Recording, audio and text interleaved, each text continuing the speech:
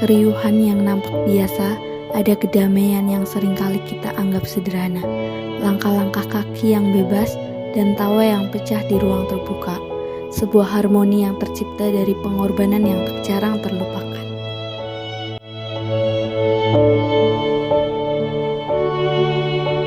Semangat baja yang terpahat dalam monumen perjuangan, rupanya hidup nyata dalam sosok sederhana. Disinilah Bapak Jahidin, seorang saksi hidup yang membawa nyala api keberanian. Baginya, setiap garis di wajah adalah peta pengabdian yang pernah ia tulis dengan air mata dan peluh.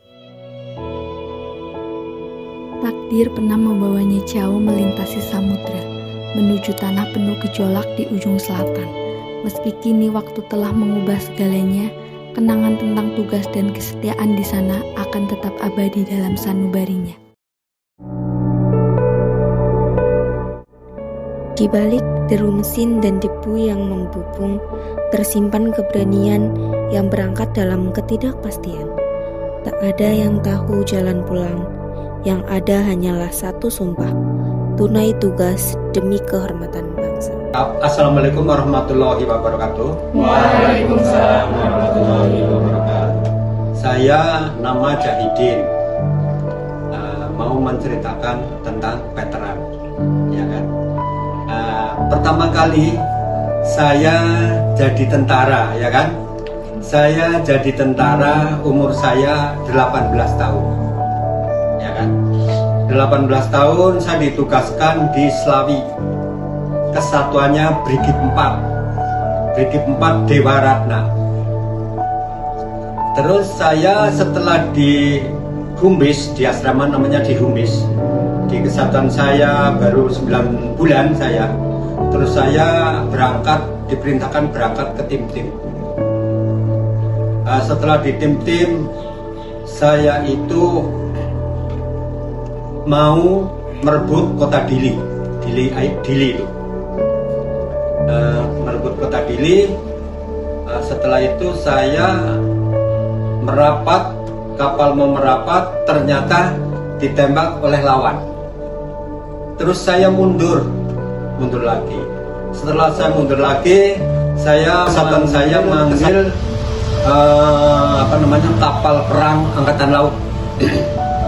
Namanya kapal Yosudarso. Setelah itu kapal Yosudarso menembak ke ketinggian yang nembaki saya, nembak ketinggian, terus dianya musuh mundur, saya baru bisa merapat kapalnya, ya kan? Setelah merapat kapalnya, saya lari ke sana kemari, ya ke jalan aspal, terus dihajar lagi, saya ditembak lagi sama senjata gede lah. Del. Saya kocar-kacir karena belum dapat perintah kedudukan. Jadi saya masih simpang siur, lari ke sana kemari, ke belakang gedung film segala macam. Setelah itu saya terus lama dikasih tugas sama Pangkopur, Panglima Komando Tempur. Panglima Komando Tempur merintahkan Brigif 4 sektornya sini Ailiu itu kota sebelahnya Dili. Ailiu. Setelah di Ailiu, saya di situ mengawal komandan brigade. Jadi pada waktu itu saya bukan pasukan. Jadi saya peleton pengintaian. Jadi di mana komandan mau gerak, saya sudah bergerak duluan di depan. Jadi istilahnya mengawasi duluan, mengawasi sebagai keamanan supaya komandan saya aman. Nah, setelah itu di sana saya diperbantukan sama Kopassus, Panglima Pak Kopassus, Komando Pasukan Khusus di BPK karena saya umurnya masih muda, masih terengginas, mungkin saya di BPK ke pasukan. Setelah itu saya itu menyerang sama Presiden Lobatuk, ceritanya ngerit. Jadi saya duduk di tengah-tengah sungai, duduk di batu yang besar di tengah-tengah sungai. Setelah jam D-nya habis subuh itu serangan fajar namanya, saya merangkak-rangkak naik gunung sama teman-teman. Setelah di atas gunung saya tiarap, baru saya nembak. Terus sana juga ada balasan kayak gitu. itu yang namanya itu pejuang, namanya pujang seperti itu. Jadi yang namanya pejuang itu bukan cuma tentara saja. Yang pejuang itu orang umum pun bisa jadi pejuang karena gini. Jadi umpamanya saya orang umum membantu tentara. Membantu tentara itu istilahnya membantu itu kan ya luas. Apa bikin masak-masak atau apa, pokoknya ke tentara. Sehari-harinya saya setelah dikasih petunjuk sama Panglima Komando Tempur, saya di sana gerak, jalan, sehari-harinya jalan terus. Jalan itu ibaratnya kita mencari, ya bukan mencari, jadi jalan, tapi jalan itu saya punya tujuan yang udah dikasih tahu, umpamanya batalion 46 merebut musuh sekian senjata campuran, ya ketinggian sekian, koordinat sekian, umpamanya kayak gitu. Setelah itu saya sebelum sampai ke titik yang dituju Gunung Tiba umpamanya, apa Gunung Tiba atau daerah dekomplek gunungnya, itu sebelum saya sampai sana di jalan kita sudah dihadang, Mbak.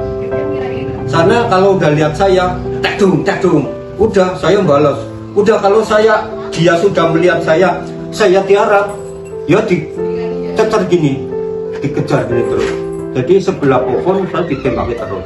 Ada yang kena kakinya karena udah lari, kakinya ketinggalan ditembak. Kakinya ada sampai sepatunya robek. Nah, keluh kesah saya di sana itu gini, sehari-harinya gerak terus.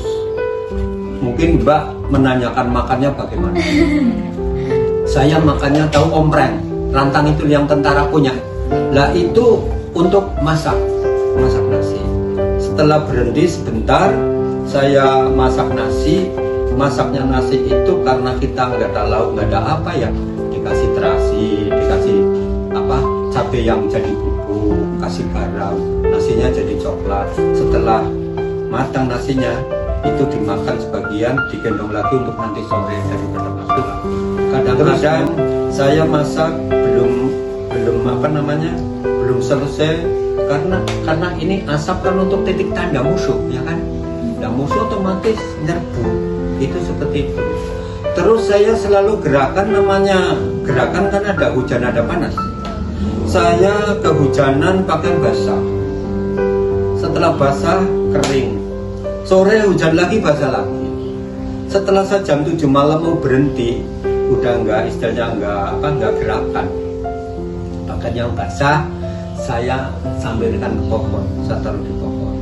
Pakaian yang kering yang digendong dipakai untuk tidur, ya kan? Pagi-pagi habis subuh saya gerakan lagi, pakaian yang basah kita pakai lagi. Rasanya kan, cobalah dibayangkan, kan susah kan? Itu seperti itu.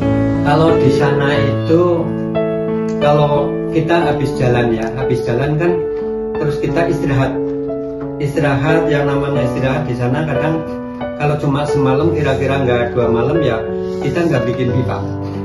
Jadi cuma kita kan punya mantel satu, yang satu untuk separuh untuk badan, yang satu ditutupkan. Nah, terus itu tapi nggak tidur semua. Jadinya apa? Ada yang jaga giliran. Mamanya ini satu grup. Jaga di situ ya, jaga dulu. Iya duluan, udah duluan jaga. Ya duduk mawasi ya kan, mawasi duduk. Saya tidur. Nah, terus ini gantian, Din jaga Din. Terus saya bangun, ini tidur sejam lah, 1 jam.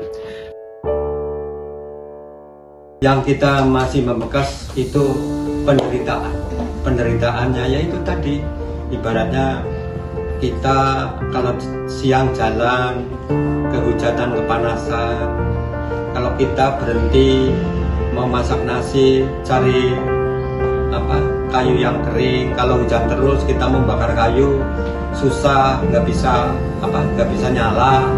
Kadang-kadang nasi setengah mateng saya makan, itu seperti itu membekas istilahnya yang kesusahan saya. Kalau kita nggak ada dorongan logistik, saya makan seadanya di hutan, dapat itu gori, nangka, ya kadang-kadang saya kupas cuma direbus saja. Terus nggak ada itu, kadang-kadang pohon kelapa kecil-kecil itu kadang saya robohkan, saya untuk makan itu yang muda itu loh, namanya pondok ya, itu pondok. Itu istilahnya kesedihan, kesan saya yang paling menyedihkan itu. Jadi ibaratnya kita di sana itu makan seadanya di hutan, dan rasa takut itu ada, namanya manusia ya, meskipun tentara dididik seperti apa, maaf, rasa takut ada. Tapi karena waktu dulu saya masih bujangan, ya kadang-kadang batin saya mati ya gak apa-apa lah, masih bujangan, ada belum ada tanggungannya. Kadang ada pikiran gitu, pikiran takut tetap ada. Yang namanya kalau kita lagi jalan tadung musuh, ya mestinya kan saya rasa takut. Nah, saya di sana kalau kesannya begini ya, saya ceritakan. Saya di sana seorang kesehatan. Jadi saya di sana itu kalau jalan, namanya jalan sehari-hari, maaf, meskipun mental udah seperti mental baja kayak apa, mesti ada yang leleh. Bisa telanjang jalan karena stres, ya kan? Bisa sakit, terus di belakang saya ada nembak-nembak sana dan belakang, tahu-tahu ada temanku yang sakit tidak bisa jalan. Jadi saya kan balik arah jalannya, balik arah, saya bawa senjata 2, ransel 2. Jadi itu jalan di depan saya. Nah itu rasa takut ya, was-was tuh saya karena jalan udah ditinggal temen. Saya jalan gini ya nengok belakang terus karena mau ada musuh di belakang. Itu seperti itu. Senangnya kalau kita Mau pulang. bukan, ya kalau mau pulang sih memang jelas. Senangnya begini, pas nggak kontak ya kan, nggak kontak kan artinya nggak was-was. Gimana nanti saya tembak mati gimana? Kadang-kadang gitulah, namanya manusia lah. Udah digembleng kayak apa, namanya manusia tetap punya rasa takut ada. Ini enaknya lagi ya hujan ya, terus banyak buah yang kelewatan kita jalan, buah mangga. Nah itu makan buah sambil nongkrong duduk sebentar. Itu rasa plong karena nggak ada getaran tembakan. Itu loh, itu ada senangnya tapi sedikit. Itu seperti itu. Yang namanya jalan itu kan ketemu pohon jambu ya yang dimakan gadang jambu. Itu seperti itu. Jalannya ya hutan gunung, yang namanya Gunung Tiba itu gunung tertinggi di Timur Timur.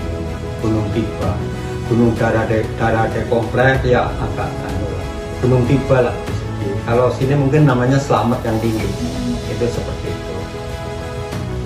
Nah itu keluh kesahnya kita kalau di jalan apa yang untuk berebut itu pohon cabai, cengis itu loh, itu rebutan.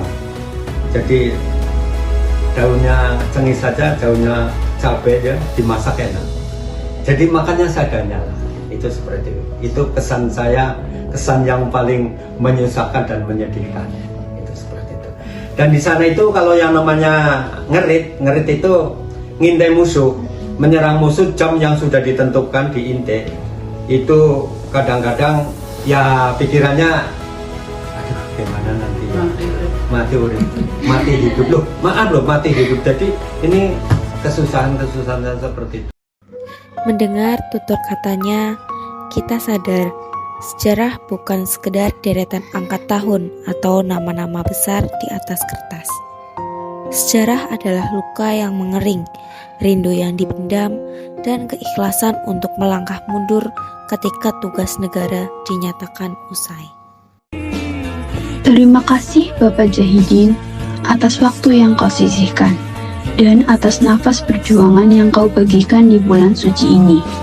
Kami, generasi yang lahir di masa damai, berjanji untuk tidak membiarkan ceritamu hilang di telan sunyi. Karena bangsa yang besar adalah bangsa yang tak pernah membiarkan pahlawannya merasa sendirian di hari tuanya.